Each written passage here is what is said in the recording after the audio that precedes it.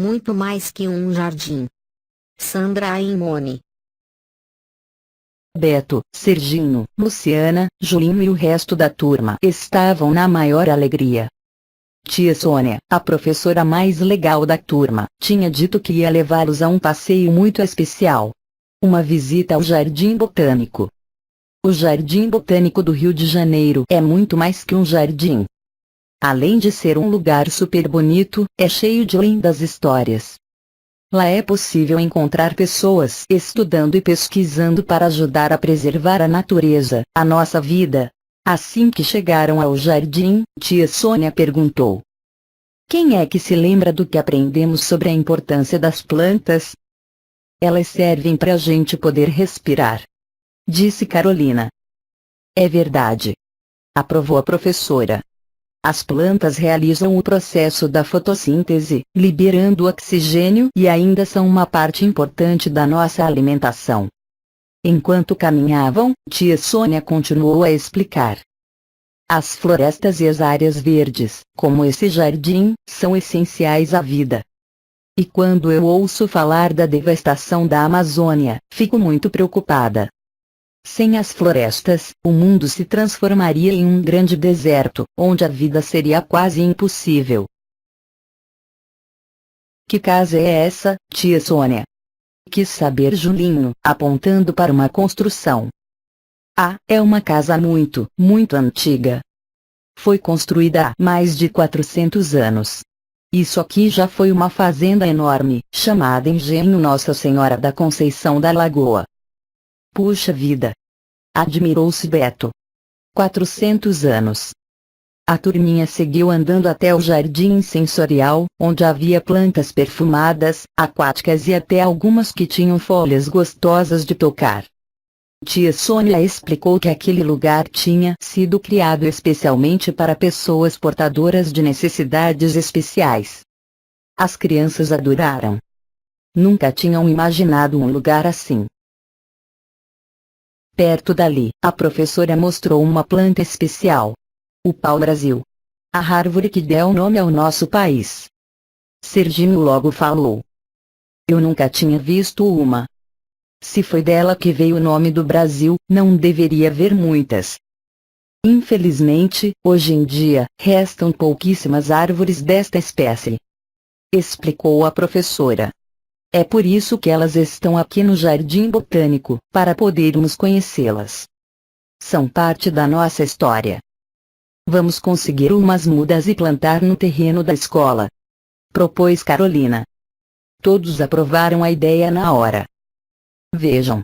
Aquele é Dom João VI, que foi rei de Portugal, Brasil e Algarves. Falou tia Sônia, apontando para um busto que havia adiante. Foi ele que fundou o Jardim Botânico, no ano de 1808.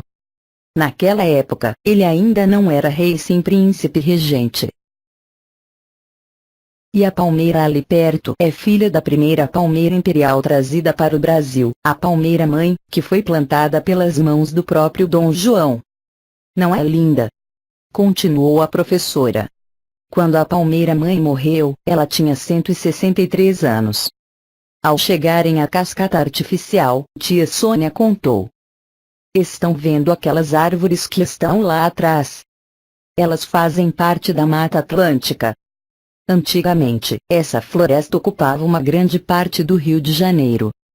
A Mata Atlântica é uma das mais ricas do mundo em espécies de plantas e bichos. Existia do Nordeste ao Sul do país. Existia? Como assim? Surpreendeu-se Luciana. Infelizmente a maior parte já foi destruída. Ainda bem que agora muitos já sabem que é importante cuidar dela e lutam por isso, não é, professora? Disse Beto. A turma caminhou até o Memorial Mestre Valentim, onde conheceram estátuas criadas pelo artista que deu nome ao lugar. Duas delas representam Eco e Narciso, personagens da mitologia grega. Mito quê? Perguntou Carol. Mitologia é o conjunto das histórias fantásticas criadas para contar coisas diferentes e interessantes da natureza e do ser humano. Eco era uma ninfa que falava demais e recebeu o castigo de só repetir as últimas palavras que os outros dissessem. Contou tia Sônia. Por isso que quando o som volta a gente chama de eco. Descobriu Carolina. Isso mesmo. E por causa disso, ela nunca conseguia dizer que amava Narciso. Já Narciso nem reparava nela, porque se achava tão bonito que tinha se apaixonado por si próprio, quando viu sua imagem no lago.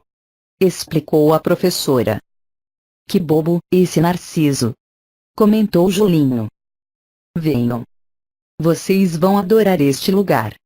Chamou tia Sônia, entrando na estufa das plantas insetívoras. Estas espécies de plantas também são chamadas de carnívoras. Credo! Espantou-se Serginho.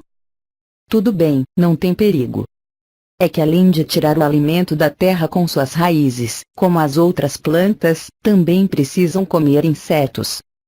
Eca! Disseram as meninas, ao mesmo tempo. Para isso, as plantas soltam um perfume que atrai os insetos e, depois, fazem movimentos para prender os bichinhos e levar para dentro delas, onde são digeridos. Se eu fosse inseto, tapava o nariz quando passasse por perto de uma dessas. Disse Serginho. Continuando o passeio, chegaram a um lago maravilhoso, cheio de vitórias régias, que são plantas aquáticas da Amazônia, e dão uma linda flor rosada. Tia Sônia disse. Este é o Lago Frei Leandro. Tem esse nome em homenagem a um homem que fez muito pelo jardim botânico. Ele era um estudioso apaixonado pelas plantas. Que legal! Ainda bem que tem gente assim, né? Encantou-se Julinho. Foi esse Frei quem mandou construir o lago e, com a terra tirada daqui, teve a ideia de fazer aquele morrinho ali. E a professora apontou para uma elevação onde havia uma construção revestida de era, que hoje abriga o busto em sua homenagem. Depois de passar por muitas árvores e plantas diferentes, Beto perguntou. Por que o nome delas é complicado? A professora explicou que toda planta tem um nome científico, escrito em latim, e um nome vulgar, que é o que todo mundo conhece. Por exemplo, o nome científico da mangueira mangífera indica L. Depois, o grupo se aproximou de outra casa, chamada Museu Sítio Arqueológico Casa dos Pilões. Ela fazia parte de uma fábrica de pólvora, que existiu no tempo do Império. Hoje é um museu, onde existem objetos que contam a história da própria casa, desde a época da preparação da pólvora até os dias de hoje. As crianças estavam adorando cada lugar, planta e história que iam conhecendo. No final do passeio, tia Sônia quis saber do que cada um mais tinha gostado. Foi uma confusão, pois todos responderam juntos. Eu gostei mais do jardim sensorial. Respondeu, depressa, Luciana. O mais legal foi a Casa dos Pilões.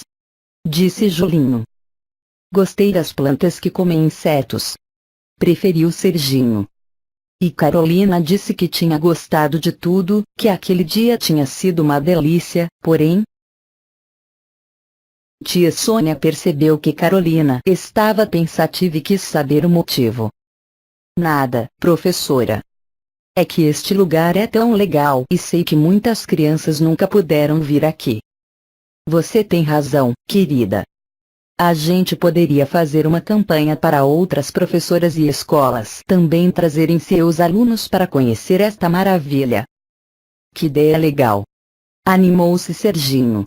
Assim, as crianças vão poder virar defensoras da natureza. Muito mais que um jardim. Um dia descobri um lindo jardim diferente, que era chamado botânico, cheio de coisas incríveis. Comecei a desvendar esse lugar sensacional, com cada árvore enorme e nomes ainda maiores. De planta em planta, árvore e floresta, parecia um lugar diferente, um oásis no meio da gente. Disseram que era só um jardim da natureza que dá vida pra gente a viver nesta riqueza. Achei tudo lindo. Preciso conhecer mais este lugar, seus nomes e histórias, para contar ou desenhar. Sobre um jardim floresta, floresta que é jardim, jardim que tem flores, flores que não tem fim. História que eu não sabia, lugar que eu não conhecia, botânico é o nome e o lugar, muito mais que um jardim. As florestas e as plantas do Brasil são lindas e muito valiosas. Visitar e cuidar do nosso jardim é uma alegria que todas as crianças e jovens podem ter. Viva o Jardim Botânico! Viva a natureza!